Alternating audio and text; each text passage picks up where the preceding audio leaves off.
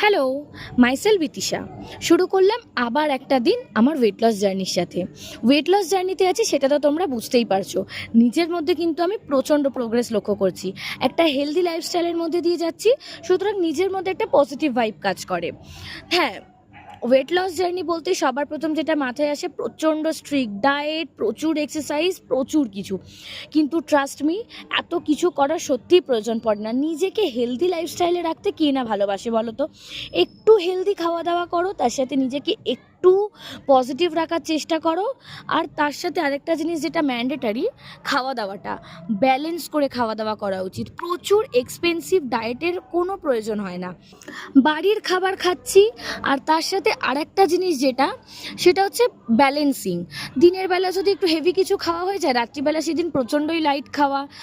আর আরেকটা জিনিস যেটা ম্যান্ডেটারি ওয়েট লস জার্নির জন্য, সেটা হচ্ছে প্রচুর পরিমাণে জল খাওয়া।